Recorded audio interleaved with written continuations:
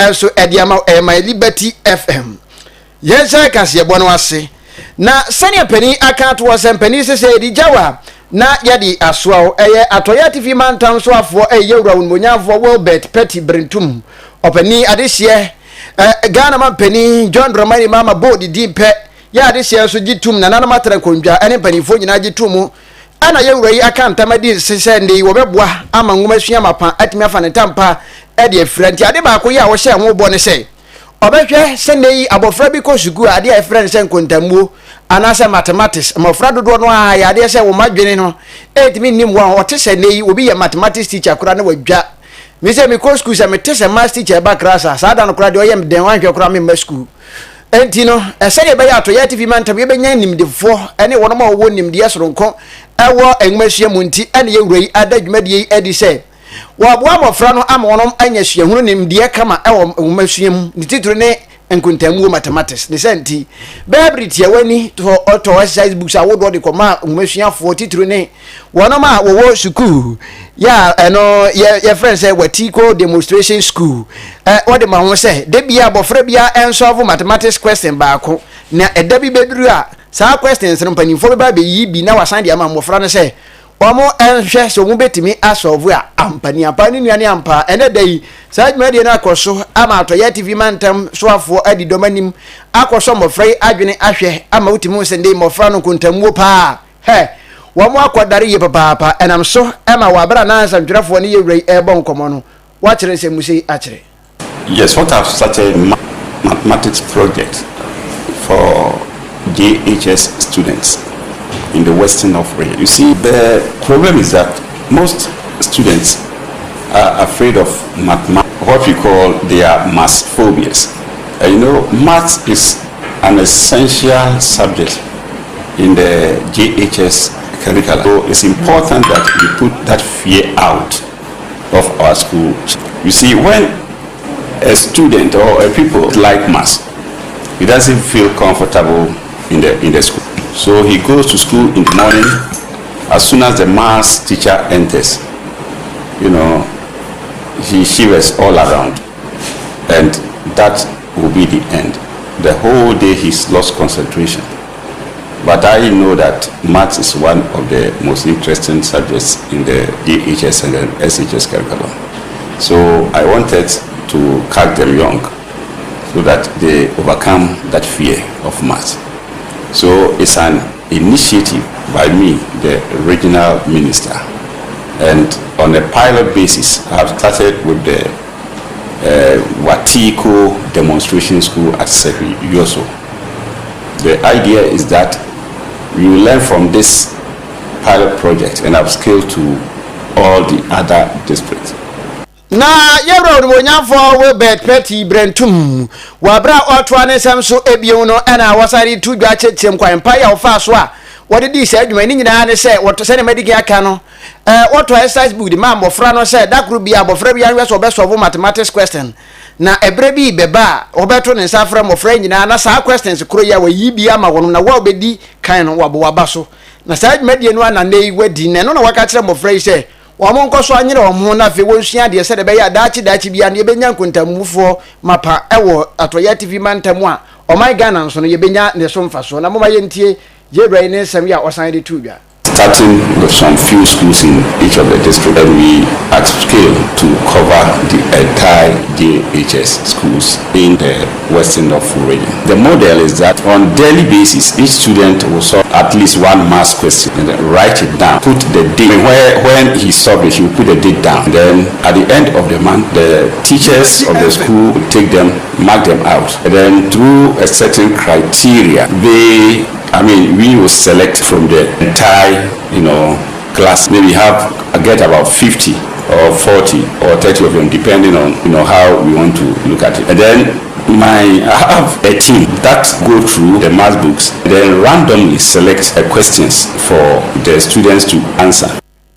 Ene ya uti ye ayato ye atifi mantan so afo ye ron munyamfo wo bet petty brentum ono ena kasa den sama tudwa say eniswade hunu ya wanya say obehwade aboa ma ngomasuafo ya wono wato ya TV mantem no titiri ne wono ma wo emfimfini school me kire JHS no sadaba ya wono ebetumi anya nimdi asoronko eba ne nkontambu no eho na wode ensebi nyina enso ede etudwa na ne nkasa ye achi na head teacher ya wono ogina mu ema watiko school no me kire watiko demonstration JHS no ayade se ye friend se owura Clement Kofi Amboako ene samtwerefo ya na wono mo ho no woni wombo nkombo no ana wadi tudwa se ohwe anamuntu ya owura ye tu a ana se mantami so afo atu no ne kwan so a no ntinde o kasa che ngumasuafo se wono mfasa kwan so nsua de se ne be ya wo medache no ebe krabehwe ye ntie no so ensem ode atudwa Edikan ma yena regional ministers na yemo na base behunu kwala no na akana kuma na wa initiate sa project but project started November amman kwala na disu asesa especially mathematics matambia kwala na busy books or top by ya de man kwala no pa bia kwala na ba no de book number no de ama math teacher no nti hita to onye kwala no nsua de ofi nti we abustu kwala no mori ama adesua akoso nti meka say ye mesre no se mane nsu ha ya se ne waka say o de be call region no o mani ye se buankola na dish the mechanic say papa na ya de no ye mia ye ho ne hye nanim ya se mati bia autobus nkola ne starting nkola 150 mati bia auto exercise book 150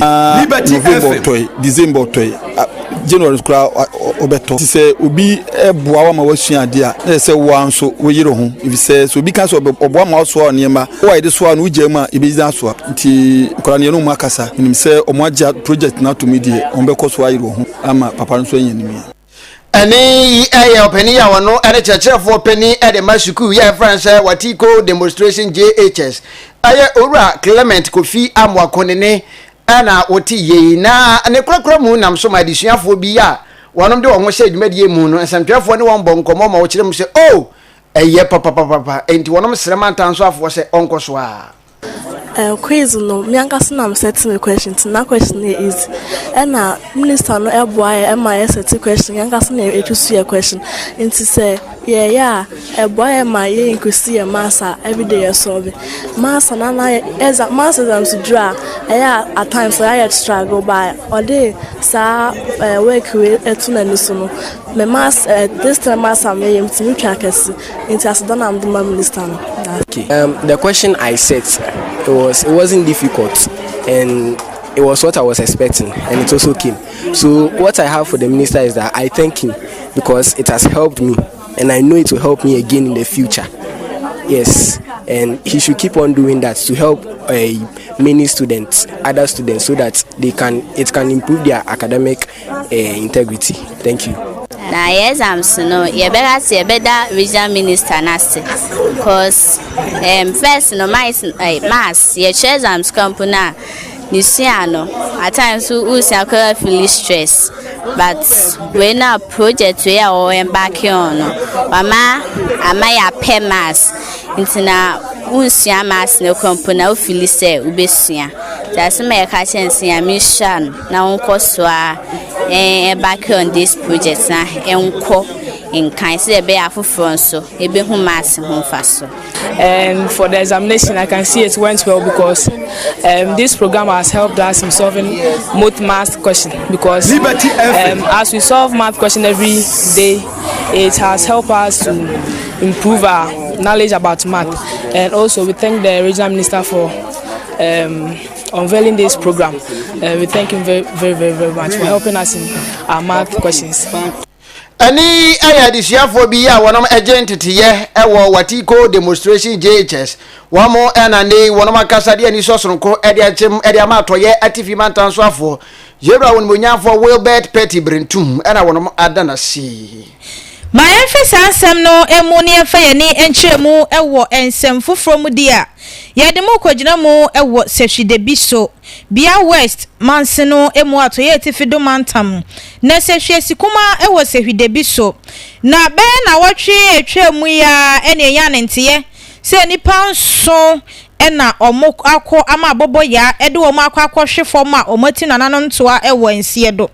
na eno anam so bi ama nanano mahemfo a omo sehwe sikuma wo debiso omo nso ayi wontima nyina gu hodo wona yasisi form ayi apaye abompaye ede a che nananum sempo no boni bi na waye Adeakyea na afa wonya saa sunsuanso na nananom hwe na wonfa enche wo mum na won nkasa ye mu no na wode atudwa se ba no mfomso a waye de ene mfomso anye ba konya mienu bebre na eno maye na so no ade ba ko pe na obetimi ede asre de afi nananom ehwo se wonfa wonfomso enche wo mu na ne asie mema ebi ensi ho biom esan se areho a se fem se nipa makomako enso etimi nananom toa ewo kwanhia ba ko esi ye hu na ochire mu mpodi a na chese ba kokrosia akoka oka hu amama ye nwotwe wabra wogu nsa na wokasa yi apaye bompaye na wokasa wasehwikasa mu ne yenkoti amamani amane kwan so kwan na wofa so egu nsa ede ache nananom abosom ya me kwa kafra asase a wodi ahi o pa ebso si enza pa asebkaku wanzan pa ndaza fanzan no pa asebna wodi ahi o pa asyomanzan wanzan pa Edemde pa fanzan no pa nanamo yakuti sebala pa da pele ne pa bo siriwan pa emeno ya homete pa ma pembe fifiri no pa di ba fini nepo mba mama boya mane mba ya tie yese pa iti ya wane chiamban mba tebe yo kiremo mba no mo echi mo ha mba ya fumo pa ya fumo mba e fa mbe pa na be echi mo ha mba debi aye ko mba ni ba kusula mba me hutoye mba moto mba secret mba abobo ya mba me hutoye mba trajan supoye mba na maboni bi akaye da bi ahwe bra sun bieso ya to na makama kama be di ti ma efe ye o be ji esi mo se ba be se di be kra na na mo ye ne ba mo ba bi ne wa mo ti ba se yele se nsi ba ye nkurati e mo dum nti ba ye se ni o e mo ji esi se ni ya e meska obra na makra tu mo fian mo na kra ba bon be twe mo fibre na ye tu ye ya da basi o bejina simboko yakutu sebala bo sinden na bi esiko ejina besi bejina simboko na yetu aye ya da basi na mo ntia na boni en kasi mo penyo amo jina esi na bo ye wasin bo hanu kureti amo tie maye na yetu aye aye boko maye ya da basi bulu na mo ni jujure piao nana na wagu nsa akasa ede achire no na kasa yachi ena na chire no ye dabehene ewo sehwide bisu na nanma trankuya ono so fasa akwanya isu na nkasa yem no wokaye ewo sehwikasa mo no so achire mu a wa chire ensa go no magu ne mpayo mo yi ni nyina wa chire ase a ono so di nsem sei eka ho Yes, na ochene sabre ya eba so no ya mienim na ya homti ye hu binti bi na pa ko fu mo ba bobo ya ne timbaka be hia mu ha ama na eba na ya asem papa npa hunsun ewi ma kire mpo ba kwasa obi maka ho ya mienim hu dada sabe ya onya ntiapo na e ha adwen ye na ye ko mu se sabe kafra ensuo na ya fom no wonya ba ko nya mienu so si bebre hu se dem bi koso ha entina sade na tutu ye entina nanam hia se na tedi a o se ne ntia ha sade ne koso no ye ba ya mamare ene amane se ne be ya abaye boko na boni bi ensi ha bi no obi aso mbato kama so kwa foma okona kama oba so a oba ne kama ne yebese ma yesa maniwe na ne krokro mu no ena na kire esanfa sa kwanya isudi afutuo ema ahyenkanfo wona wotwi pragea moto abobo ya se obese wonada se si ano ebra ye wo mu ne ye brebonne ne sa so ntino se wotwi ahyenkan na ya wonye ahweyie ene wo mu nso ye wotwi pragea ene moto ne abobo ya ahodo no nso no wonya ahweye se ne ebeya ne asie no ebiemu ensan ensi yo mi na me da se bebre e be sa driver fo edin kan ane motofo no na bobo ya fo no sabi kafa ne asi wo hase no ya homete obi aduru ha ya obo ya hwe yi ama no ho se ne be ya ne asi no ebi nkoto no so na bibi ya be kama sanse enu ne nti asade ne koso wo ha ndi ya be de kama se ne be bibi ensi bi nti obi aduru ha ya onto no bo aso ntwom ha kama na okwa wakwa kama se ne be ya bibi na hwehwe enkosi a kire bi ye nti se bibi asi ha bi se ya ba na se ekosi na ma ya asade ewe meso mo se obi aduru onto no bo ase boko ntwom ha kama na onko se ne be ya bibi ento no that's good. Oni akra otini nkan eye nana kire ono kopie mu ewo sehwide bisu a ono na ye dabehene ewo ho wo bia west manseno emu atoye tifido mantam Jantwa kasi abono so na yenko gina mu ewo ensem foforo mu na yɛkɔ ensamfo from ana yɛda so agina mu ɛwɔ atoyɛ atifi mantam bi mu na yɛgina mu ɛwɔ enwomasua FM na yɛgina mu ɛwɔ enwomasua FM a opanipa ya wono ɛne twɔtwɔfoɔ abɛdi akyire ɔman mu no nyinaa ɛde ma conference of heads of basic schools ya etwanitia efrɛn sɛ cops aye owura Ebeneza Bonzra na owura yi ɛna nei wakasa de atudwa akyire mu sɛ apanifo abu bebi di ato sɛ ye yuti na sɛ wankasa utiri ne ho a ye beyi wa yibon ebia na opɛ amele ne obe nwa se atwa oponko jo ɛno na kɔbasa no ɛha dwene ye papa ne sɛ tine yi sɛ woba oman ga na mu e kam ya kɔ sɛ akyerɛkyerɛfo ya wɔn mo oman yi mu no edu ba bia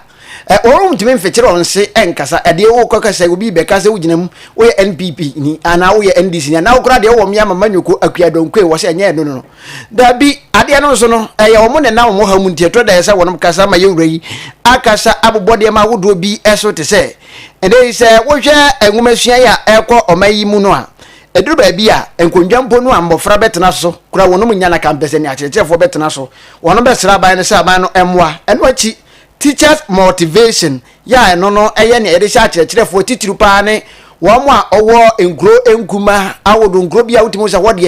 ye de ko wade ko edin ye papa na so ne nyina mu no aban no eduru ba bia na ne tua no ayedin enti wɔnom bɛsra aban no ene ne mawodo ye keka ho nyina no sɛ wamo emomodin sɛ wɔnom bɛhwɛ na aboa sɛmi beto dwa wa bra ndei atoya TV bantamu eno adai wɔnom di dwuma ya na botaye ya wonom edidi ye nyina eye regional delegates conference 2026 ya no ekoso ewo se hwe oso masiri mu no eho ana owura yi ofiri nkra pumpuni mantam ba ye no dwumadi no wase no wa bra na okasa no okasa ye papa ensama wuro pi enso ana owura yi ede etu edwa ya nensem ya okaye no ye hwe ni mu se ye nsabe kan na fi ya bobodi nyina enso ede ama na fi wahunu ne nsam no wankasa na wakasa ya na wɔkyerɛ ede atudwa akyerɛ mu sɛ gyegyina ye mmɔmɔden sɛ ye bɛhwɛ so na yaboa ama ngomesua mapa atimi afa ne ntampa afira wɔ mayim na yɛsan sɛ ngomesua de sɛ wo ha ɛboa ma ɔman bia no etimi etu mpɔn na sɛ ɔman bia ya wobɛto ngomesua to atwe no ɛkame akɔyɛ sɛ wɔdaakye no ya na ɛwɔ fam ye papa yentie ye wurɛyi ne nsam ya wabra ɔkasa no ɔde tudwa. We know nationwide schools and teachers have a lot of challenges. Furniture is one, textbooks another, but we were promised that all these things will be solved. And the teacher motivation, those that are in rural areas, hard to go areas, were to be given some allowances. And some of the districts who are supposed to get these allowances were not taking. So we made mention that to the regional minister, and he promised that he will look at that and then get us. Enti orai ne ya wakyere mu botaye ntia wonom de hia ya aka wo hawa wodo ya akyerɛkyerɛfo ya wonom wa mayi mu no mo namu no enu bi na watenom na eno achi na wode etu dwa kyem se ne wo hwɛ ekuo ya wonom ede wo agye mekyerɛ conference of heads of basic schools wonom ewom na wo bɛhwɛ sɛ akyerɛkyerɛfo ne mapa ene nipa ya sɛ wo msaka no ne ya wo sɛ wo di ngita ho ono ya ban di ngita ho wo ne nyuma ku awodo di ngita ho wo bɛhwɛ aka bom sɛ de bɛ ya akyerɛkyerɛfo so wo mbo ebɛdwe wo mo da fi wo no batimi aye adwumaden ede aboa ama ɔman no ne nkankɔ atimi agina ne nan so yentie ensama wade etu edwa no ebi. What we are doing is we organize forums and invite either the government appointees, our national executives, the directors of education, and then even our minister of education. Then we lay down our goals and then challenges with them. They give us assurance. So far, at least, our capitation grant has been paid, not in full, but at least what we have been experiencing in the past, at least challenges, and we've just been given an assurance that educational sector funding has been increased, and then we are hoping that all this will help us solve the challenges in furniture, in teacher allocation to areas, deprived areas, because looking at the ratio, the teacher allocation is centered at the main towns. The rural areas lack teachers, so those incentives that will be given to the rural areas will motivate teachers to go to the rural areas and teach. Eti ene ya otiye we deputy national secretary at the Emma conference of heads of basic school